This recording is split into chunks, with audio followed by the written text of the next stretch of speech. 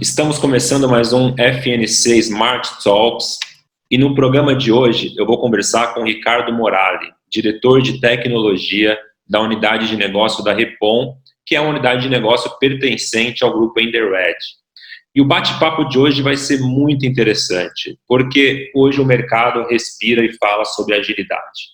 Todos falam sobre ser ágeis em todos os processos dentro da empresa. E pouca gente sabe na prática como fazer isso ou permeia apenas a superfície desses processos ágeis nas suas companhias. E o Ricardo veio aqui hoje falar um pouquinho de como ele implementou com sucesso em um ambiente tão complexo como o ambiente que ele lidera hoje na unidade de negócio da Repom. Ricardo, inicialmente, muito obrigado pela sua disponibilidade e gentileza de participar aqui do Smart Talks conosco hoje. Eu que agradeço. Agradeço o time todo da FNC, é um prazer estar aqui com vocês hoje. Inicialmente, eu gostaria que você explicasse para aquelas pessoas que não conhecem, né, o que é essa unidade de negócio da Enderred, o Repom, e falasse um pouquinho dos seus principais desafios e do seu papel à frente da tecnologia dessa unidade. Legal, vamos lá. Bom, a Repom, ela, como você colocou, ela é uma unidade de negócio do grupo Edenred. O grupo Edenred é uma multinacional francesa e atualmente está presente em 42 países, né? Marcas aqui no Brasil muito conhecidas é a Ticket Restaurante, por exemplo. Então, tem duas grandes verticais de negócio do grupo Edenred aqui no Brasil. Uma que é o produto do PAT, que é o Programa de Apoio ao Trabalhador, que tem as marcas da Ticket Restaurante, Ticket Alimentação. E tem a outra unidade de negócio que a gente chama de Fleet Mobility, que é onde a Repom está situada. Então, a Repom hoje, ela tem um leque de produtos para gestão de frota pesada de caminhões. Então, tem produto de abastecimento, produto de pedágio, gestão de despesa, produto de manutenção. Tem o nosso carro-chefe, que é para facilitar a contratação de transportadores terceiros, que é o frete, né, todo o sistema de frete, esse é o carro-chefe hoje. Os nossos produtos são utilizados aí por grandes indústrias e grandes transportadores, são eles que nos contratam, mas boa parte do uso dos nossos produtos está em mãos dos caminhoneiros. Então, a gente tem um cartão hoje, um cartão bandeira fechada e bandeira aberta, a gente tem aplicativo, a gente tem o Clube da Estrada, por exemplo, que são algumas unidades, mais ou menos 16 a 18 unidades, que sempre tem uma abrindo e uma fechando. Elas estão espalhadas nas principais rodovias, onde a gente tem bastante rota de caminhoneiro, e essas unidades é um espaço aberto para receber os caminhoneiros, e lá ele tem atendimento de enfermeira, ele tem acesso à internet, tem muitos que tem cinema, ou tem sala de TV, e tudo isso totalmente de graça, é um espaço para acolher os caminhoneiros, né? Então, falando um pouquinho do meu papel hoje dentro da Repom, eu estou na Repom, basicamente vou completar meu 7º ano na Repom, e de lá para cá a gente tem crescido muito, graças a Deus. A gente começou trabalhando no modelo totalmente cascata, waterfall, depois a gente vai entrar mais no tema, né? Hoje a gente está basicamente com 100 pessoas em tecnologia, isso entre desenvolvimento, área de qualidade, a parte toda de infraestrutura, segurança, sustentação. Então, é um grande time multidisciplinar, mais ou menos aí na casa de 100 pessoas hoje, com o desafio, desde o dia 17 de março, de estar trabalhando todo mundo remoto 100%, né? Então, esse até para falar dos desafios, você colocou, esse é um grande desafio, né? Porque não tem sido fácil, eu também estou tendo que aprender a você gestionar um time tão grande, de uma maneira remota, né, onde o escritório nosso privilegia muito o contato e a troca, é um escritório totalmente open space, então facilita muito, e eu gosto muito de estar presente com o time, de estar em pé, de caminhar entre eles, de conversar, de tomar o café, de almoçar, e agora a gente tem que reaprender tudo isso, fazendo essa gestão e continuar tendo engajamento, criando engajamento em todo o time, mas de uma maneira remota. Então, a gente tem marcado essas conversas, o café com pauta aberta, tudo, para continuar mantendo essa proximidade. Esse é um grande desafio também, acho que é o que todo mundo está passando. Legal. Com certeza, acho que os gestores, todos, né, mas os gestores em geral, eles têm um desafio gigantesco de se readaptar, reaprender a como engajar as pessoas, né? Eu também aqui tenho muito esse lado de caminhar entre as pessoas, de estar sempre junto, e você se coloca numa situação que fala, como que eu vou agora estar próximo estando longe? É bem difícil, Exatamente. é um desafio enorme. E a gente acaba tendo aquele ponto diário com os seus liderados, né, os seus diretos, mas depois você tem toda a equipe.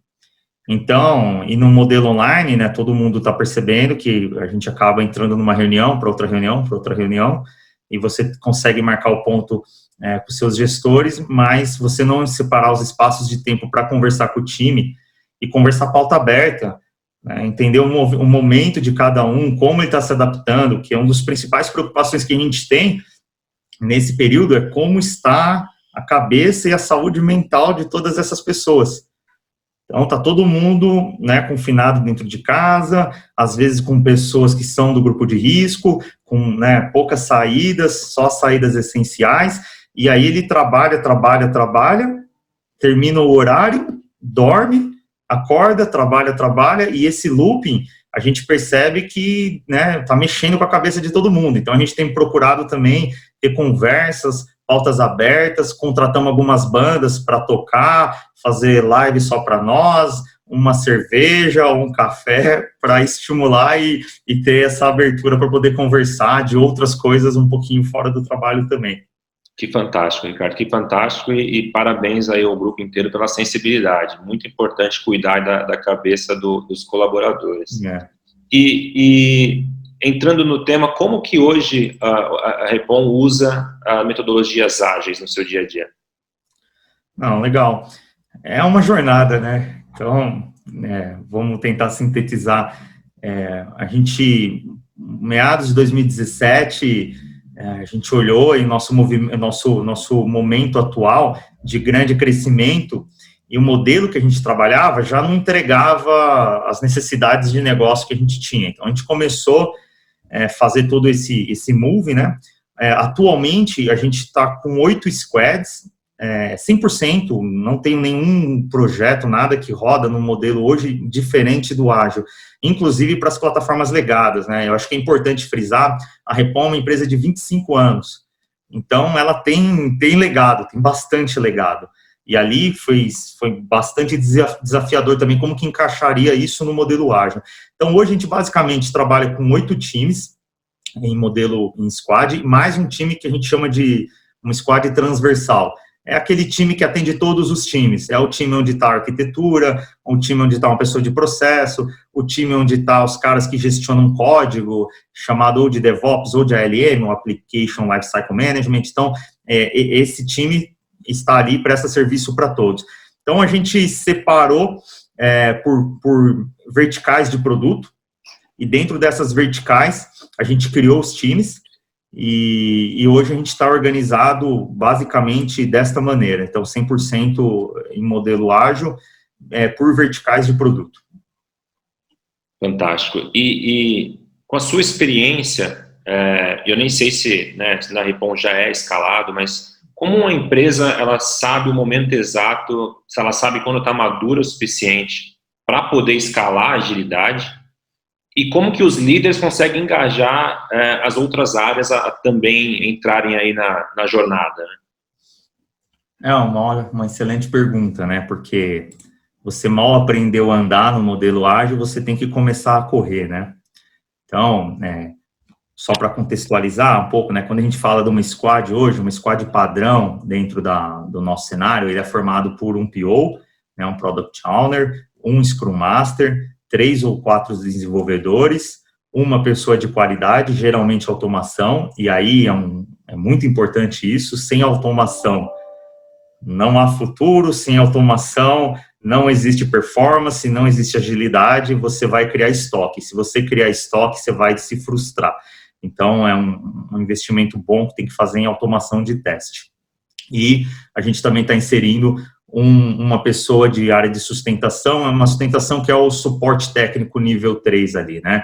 Então, nível 2 ou nível 3, dependendo aí de cada companhia, mas ele não desenvolve, ele é o analista de sistema e ele também está dentro dos times para ajudar o PO a mostrar qual que está o calor da operação, o que tem mais chamado, tudo também para ajudar ali a priorizar os itens que são de operação. Então, basicamente, a gente está estruturado dessa maneira. Entrando no tema sobre escalar o modelo, eu vou contar, obviamente, dentro tudo das nossas experiências de trabalho, né? Então, a gente também começou com, primeiro, um squad para fazer aquela POC, aprender, e depois a gente viu que a gente teve um sucesso e pensamos, por que não começar a mudar todos os modelos, né, desse sentido, e depois disso, como que você vai buscar uma escala com grandes times. Então, o que a gente aprendeu cada time, ele está correndo a sua maratona. Cada time, você não vai ter sucesso se você quiser comparar um time com outro time, um modelo da empresa contra empresa, porque cada um vai arrastar as suas características, o seu legado e a sua maturidade. Então, antes de escalar, de olhar e querer correr, a gente precisa aprender a caminhar, depois a trotar e depois a correr. E para saber lá onde você quer chegar, primeiro, basicamente, você tem que saber onde você está. Então, o que a gente aprendeu é ter mecanismos e KPIs para listar onde você está posicionado hoje, cada time. Então, assim, se você buscar na internet, você vai encontrar milhares de maneiras de olhar para esse tipo de coisa. O que a gente usa adaptado para a nossa realidade é a roda ágil. Então, eu deixo assim como recomendação para quem queira conhecer, busca um pouquinho, ler sobre roda ágil, adapta ele para o seu cenário e você vai começar a ter fotografias do seu time. Cada squad vai ter a sua fotografia. Então, o que você hoje utiliza de métodos Lean, o que você usa de ferramental, como que é a gestão de comunicação dentro do time, como que é a orientação voltada para o negócio, como que você está particionando todo o volume que você tem de horas a serem trabalhadas na sprint, ou no Kanban, ou ao longo do seu período, quanto você está colocando disso para evolução do seu produto, evolução tecnológica, quanto você está colocando para fazer a sustentação do seu produto, quanto você está colocando para garantir a segurança e robustez do produto, ou se você está colocando 100% sempre para desenvolver só novas funcionalidades. Então, isso tudo vai te mostrar e vai te dar uma visão, e isso você pode fazer uma dinâmica e transformar em pontos, ou em faixas, o que você achar que faz sentido para você saber onde você está.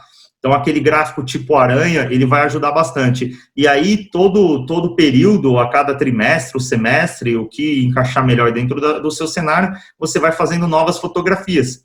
Então, o time que conseguiu fazer muito mais automação, provavelmente ele está fazendo mais entregas. Um KPI que é super legal de você buscar é, por exemplo, quantas janelas você tem de implantação, quantas changes. O time consegue usar todas as janelas? Se o time está usando todas as janelas, é um bom aspecto, um bom número, porque ele está conseguindo quebrar as entregas em tarefas que são pequenas, ele consegue sempre estar publicando o item. Ou não, o time usa uma janela, pula duas, usa outra. Então, lá dentro da minha casa, vamos dizer assim, esse é um dos grandes fatores que a gente olha. Então, a gente hoje trabalha com 2 janelas na semana e produto que já nasceu 100% cloud nativa, ele não precisa respeitar essa janela. Então, porque ele não tem acoplamento com nada, ele pode ter uma outra janela que é até diária, desde que se respeite os ritos de você ter toda a publicação, a CI, o CD, né, o Continuous Deployment, tudo, fazendo toda a regressão de código e liberando na produção. Então, o que eu posso recomendar das experiências que a gente fez é procurar sempre ter fotografias, buscar metodologia que seja de comum entendimento do time, tirando fotos e mostrando para o time onde cada time precisa evoluir para que ele vá aumentando os scores de cada time. Aí, com isso, naturalmente, você vai crescer um nível de maturidade daquele time. E aí, um time pode apoiar outro time, que é coisas que, geralmente, se você não estimula, você não vê acontecer, porque o pessoal se fecha até na famosa tribo, né? Muitas empresas trabalham o conceito de tribo, então você chega, põe o fone, trabalha, tira o fone, almoça com as mesmas pessoas, vai embora, e se você andar 20 metros, você tem outro time, outro squad sofrendo alguma coisa, e você tem a solução, porque você talvez já caiu naquele buraco.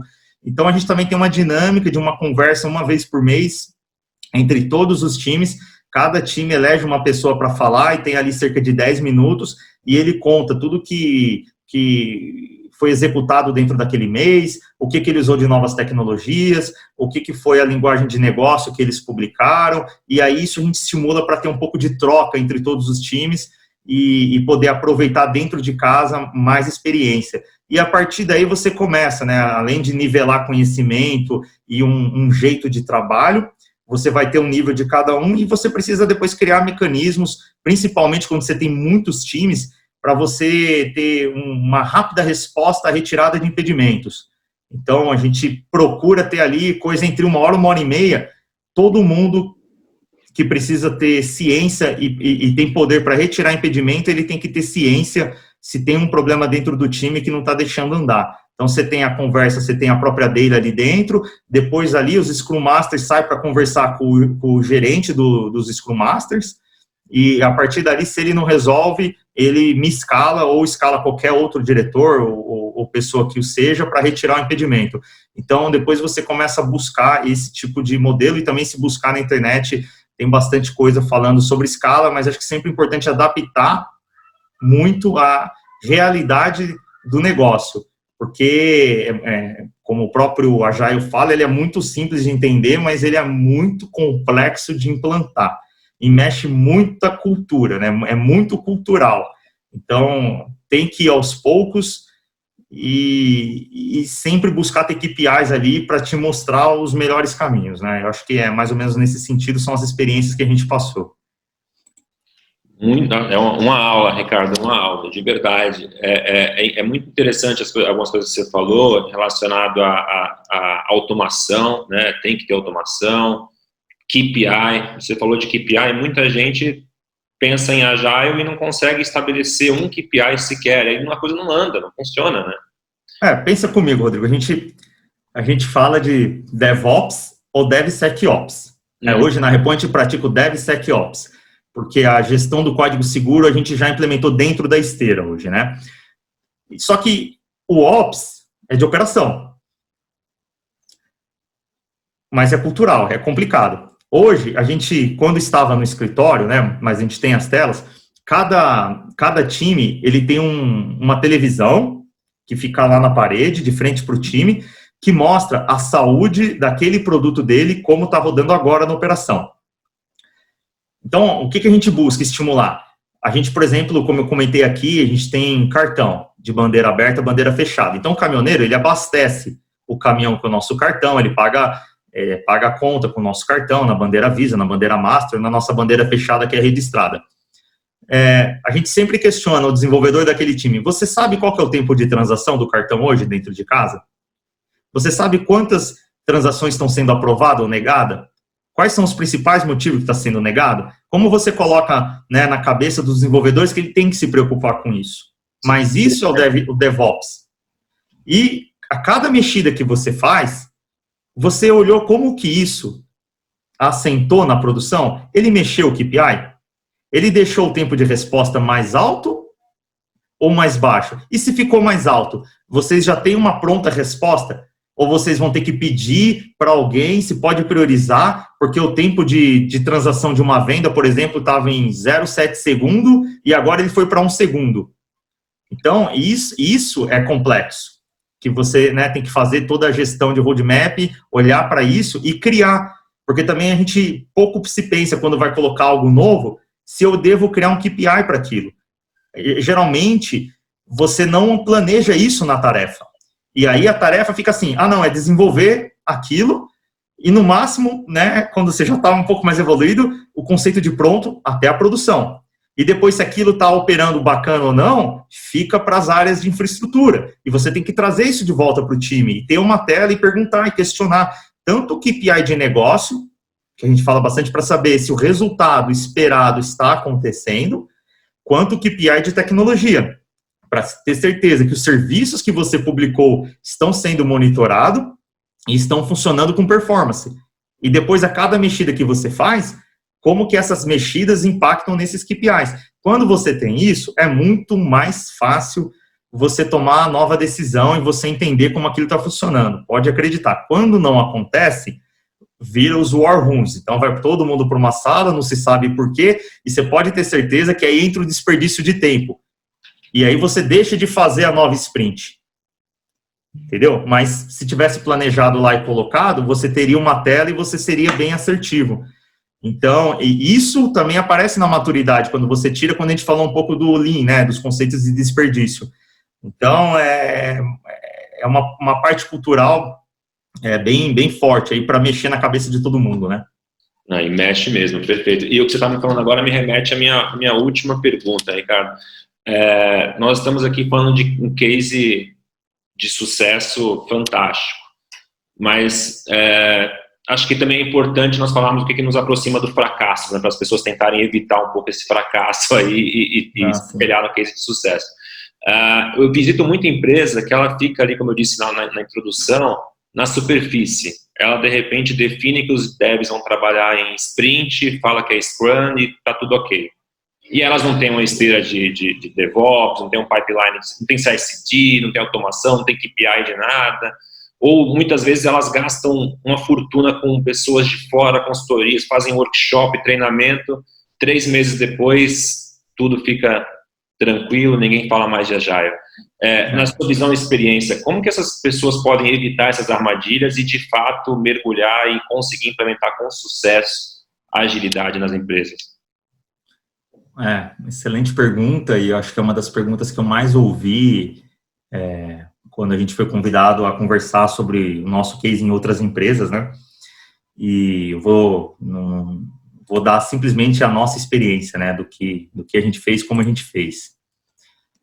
Muitas empresas fazem isso mesmo que você falou, né? Coloca as pessoas para trabalhar junto, porque é o que o Scrum fala, então monta-se os times e coloca todo mundo junto, e a coisa não gira. Então, como que a gente fez em casa? E não é que a gente já tinha esse conhecimento, tá?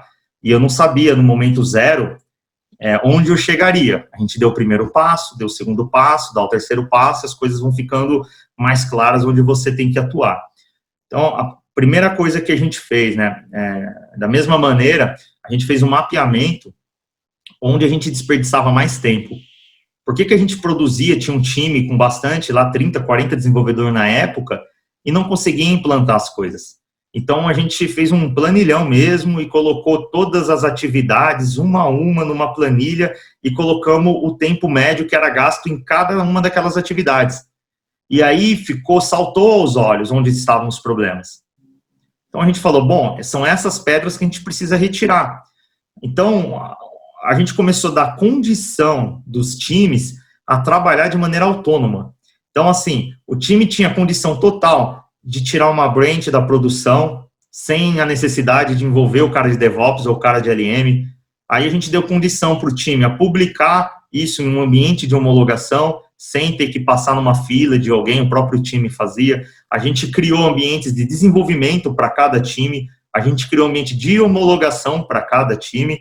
Depois a gente criou um ambiente onde você centralizava todos os códigos que subiriam para a produção, para poder fazer ali uma homologação integrada. Então, como que a gente trabalhou? A gente foi dando condições, primeiro, tecnicamente, ferramental e processos para que os times, de fato, tivessem autonomia técnica, para implantar itens, baixar branch, fazer tudo isso sozinho. Quando a gente fez isso, naturalmente a gente ganhou muita performance, porque a gente parou de ter tanto estoque. Aí a gente começou a pensar, bom, se isso aqui está funcionando e a gente quer ir para esse modelo, o que a gente entende, né, como performance? Para você ter performance, precisava dedicar.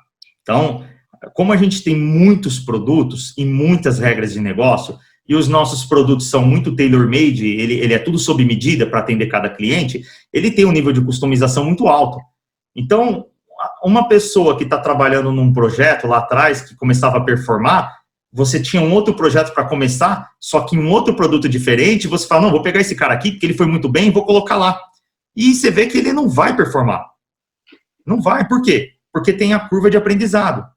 Então a gente, bom, ok, o que a gente vai fazer? Vamos pegar as pessoas, criar os times, dedicar elas às verticais de produto. Com isso, nós vamos começar a criar eles especialistas daquilo. Sendo especialista, naturalmente, ele vai ter performance. E aí a gente parou de falar de projeto. E o que a gente fez? Bom, esse aqui são as nossas linhas de produto. Esse aqui são o roadmap estratégico que a empresa quer seguir para frente. Então, os nossos times estão aderentes à nossa estratégia do próximo ano? Estava aderente. Então, ok, a partir de agora, os assuntos entrarão nos times. E eu não mais montarei time para atender assunto ou projeto. Se aparecer um assunto que não se encaixa em lugar nenhum, ou a gente tem um problema de priorização de plano estratégico, porque isso não estava lá, então vamos sentar e conversar e montar um time, ou vamos repriorizar alguma coisa. Então, a partir desse momento, a gente criou, de fato, os times, dedicou as pessoas, e daí para frente eles foram virando especialistas no assunto. E aí fica muito legal. Porque depois de um tempo, é muito fácil você chegar num analista e perguntar, me dá um cheiro, me dá uma ideia de quanto tempo a gente precisa para fazer isso aqui. Ele dorme e acorda com aquele código na cabeça, porque ele está sempre trabalhando naquele código. Então, ele é muito mais, ele é menos restritivo. Ele não quer o escopo total, ir para uma sala e daqui uma semana ele vai te falar, como eram feito antigamente, ou quem trabalha no cascata é tudo escopo, né? Ele sabe, bom, já caí nesse buraco, eu tenho que tomar cuidado com isso, com aquela integração. Pô, eu acho que isso aqui dá para fazer aqui em 5 dias, em 7 dias.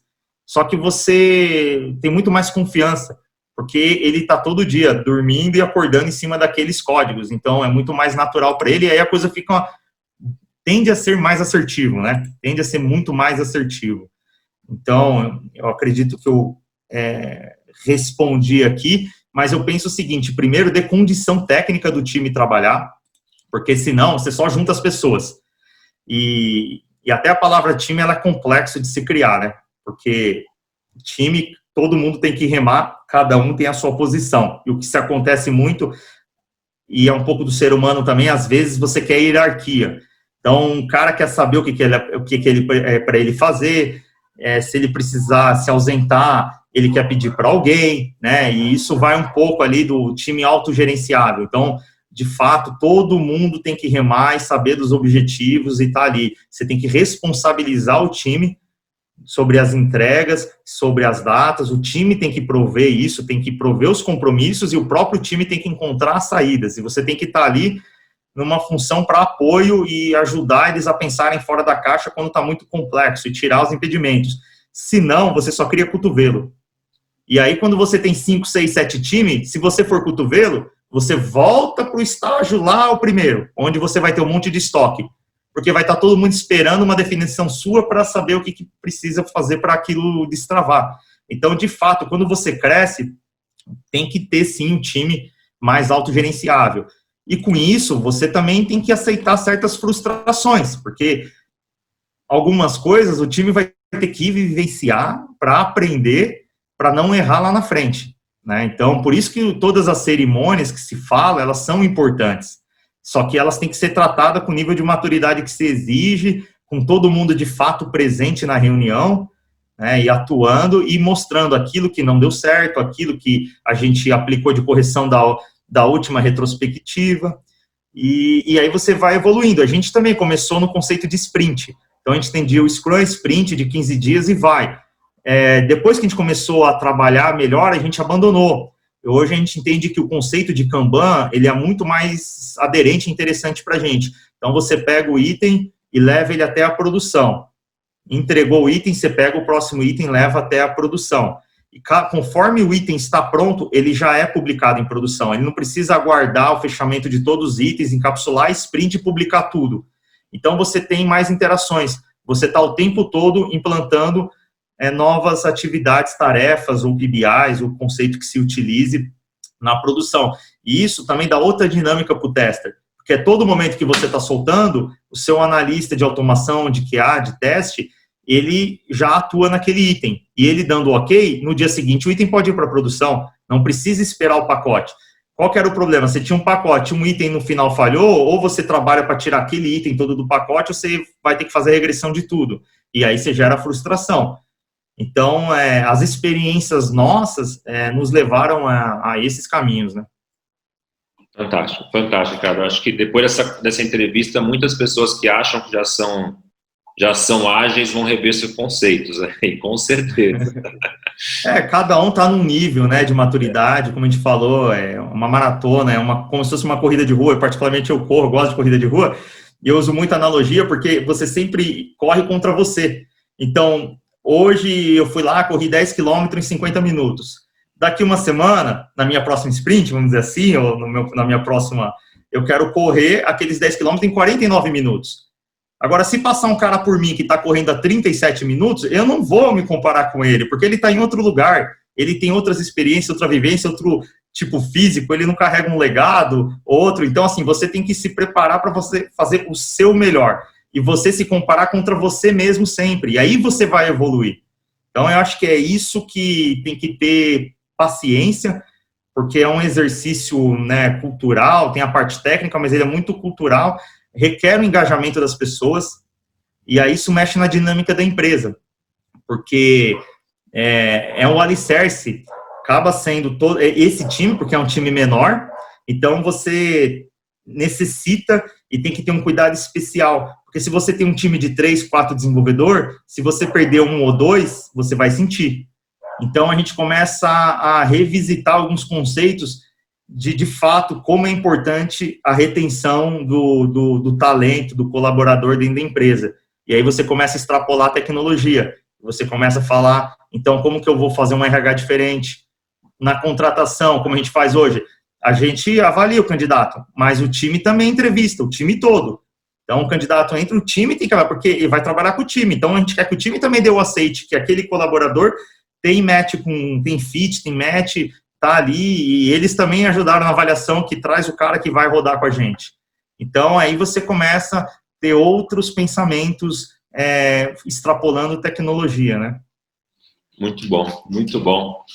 Ricardo, eu só gostaria agora de te agradecer mais uma vez aí pela gentileza de participar, pela aula, por expor esse case fantástico do Grupo Repom, da unidade de negócio Repom aí da Indirect.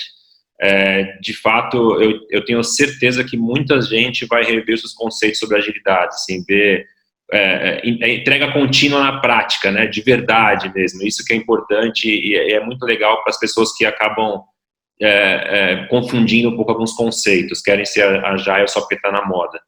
Então, só tenho mais uma vez a te agradecer. Muito obrigado pela participação.